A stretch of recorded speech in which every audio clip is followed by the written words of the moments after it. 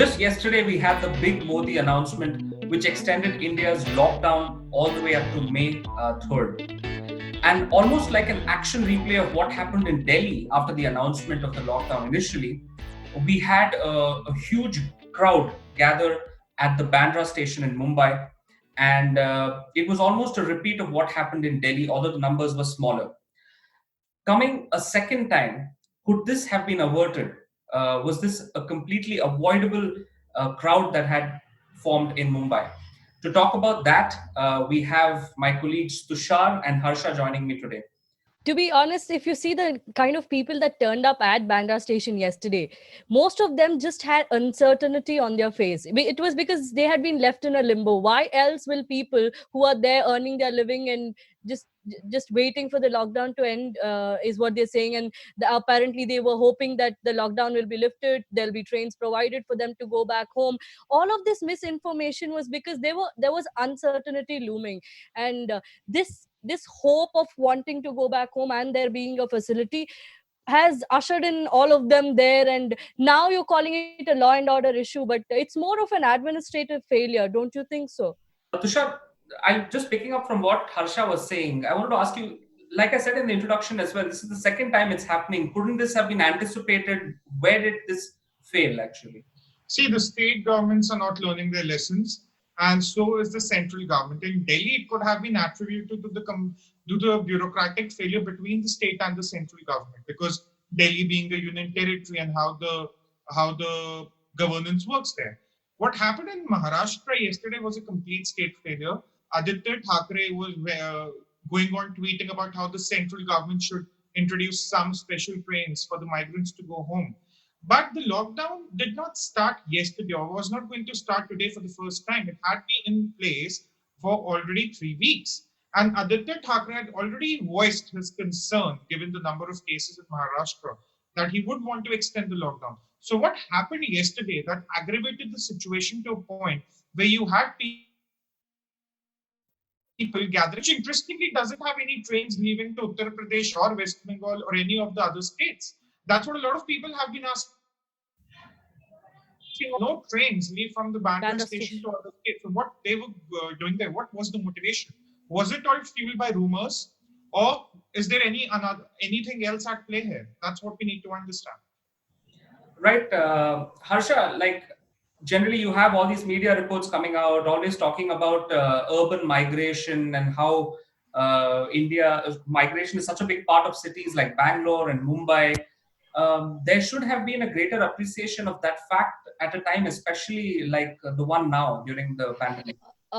Absolutely, Karan. To first answer, I mean, to add to what Tushar said, why was there room for misinformation in the first place? Why wasn't there communication and enough communication and clarity on the part of the state government to these migrants? These migrants have not landed there yesterday. Migration is one of the key characteristics or salient features of a city like Mumbai. Almost you can ask who is not a migrant in Mumbai. At the risk of sounding controversial, only one who can afford a home maybe is not a migrant. And these are most migrants who go home every season, so it's seasonal migration also. So these are not people whose migration is something new for the state administration. Why wasn't there clarity? For instance, if you have to see a similar situation in say Bangalore, when the first Janata curfew was announced, a few hours before that, because we had almost a lockdown in place well in advance before that, and for few hours, by around 5 p.m., the lockdown was released, saying that if you can leave the city by say 8 or 10 in the night, you can do so, not afterwards. And after that, there have been tiny incidences where people have walked a few miles, and then but the cops have intervened. They have taken these people, these migrants who were clueless, who were left in a limbo, to say halls. Like the commissioner of police in Bangalore instructed the force to accommodate these migrants who are walking in large halls, provide them food, provide them survival kits, and each of these kits was said to have provisions for 21 days. So you were answering what was irking them, you were answering that dark uncertainty looming in their heads. And that is why we didn't have such a situation in Bengaluru, which also sees quite a large number of migrants from Odisha, from Bihar, from West Bengal. Yeah. So See, if another if point. Bengaluru could do it, Mumbai definitely should have thought of it, and at a larger scale, because the migrants there are huge. And especially given that now your stadiums are running empty, you have all these buildings that are empty, you have plenty of space to accommodate migrants and let them know that under supervision they would be taken care of and maybe even allowed to go back. But Tushar, I just want to get you in here. There is, do you see any merit in the argument that maybe this is more a mischievous thing, it was an insinuated thing, and that we aren't even sure how many of these are actual migrant laborers going back Oh, home? absolutely. Oh, absolutely. See, even in Delhi, when the Anand Vihar incident happened, it's not easy because being a local from Delhi, I live there. So it's not easy to get to Anand Vihar station like that. Over a period of time, we've forgotten the arguments, forgotten the reports that came out that there were actually buses planned. There were some media reports that there were buses planned taking people all the way to Anand Vihar station, which is one corner of Delhi. Mumbai also similar thing happened. According to the Times of India report earlier today, people gathered there in 10 minutes after the rumor spread that there were trains leaving. There also has been a media fault. Okay, ABP Manja, as one of their anchors or someone, some reporter has been booked by the Mumbai police for inciting these rumors. The same thing happened in Anand Vihar's case too. There were rumors, there was a lot of uncertainty being created. While I agree with Harsha that the government hasn't done the best job of communicating, though they have been focused on ensuring there is food security, the cash transfers, and they haven't been very vocal about why the migrants need to stay in the cities, why are they safer there. And the anti-social elements, they are going to use this opportunity, which they have been using since the Citizen Amendment Act and protest days. They are going to use opportunities like these to further flame such issues, such cases. The central government, collaborating with the state government, needs to step in. And in states where there's not a BJP government, because the collaboration becomes a little difficult politically speaking, they need to get on board because Maharashtra, this is very important.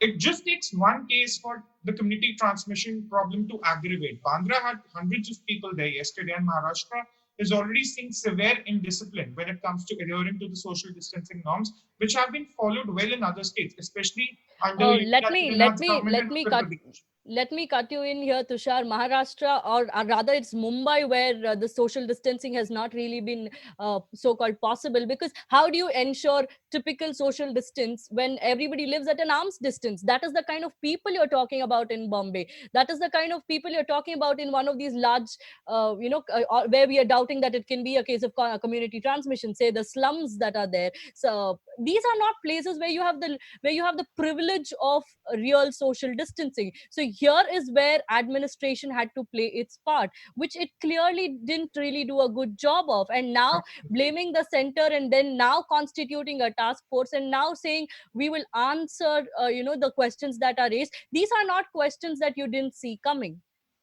Right. And Second, lastly, Karan, one thing more. Mumbai should be the last place where charity should be a problem, given it's the financial muscle of India. There are a lot of open spaces in Mumbai which can be used right now to house the migrants. There are places in Navi Mumbai which can be used, as it is being done in Delhi as well. As the editorial director, Sri R. Jagannathan, wrote in his editorial piece today, that we need to start making good use of the open spaces to help these migrants out as a temporary solution. Make sure the food reaches them, make sure they have shelter, make sure over a given period of time we have enough testing kits to take them. But for now, this sounds like there's some mischievous elements at play, and this sure needs to be investigated, which I think it will be taken up by the Mumbai police. right. I mean, it's almost a cliche to say that with respect to India's fight against coronavirus, the margin for error is very slim. Uh, Incidents like these can really trigger outbreaks that you wouldn't want. And we've seen what's happening in the US with the New York episode, and Mumbai also is currently accounting for more than half of the cases in the state. So, with that, we'd like to close the episode. Do let us know what you think. Type in your comments in the comment section and keep watching Swarajya.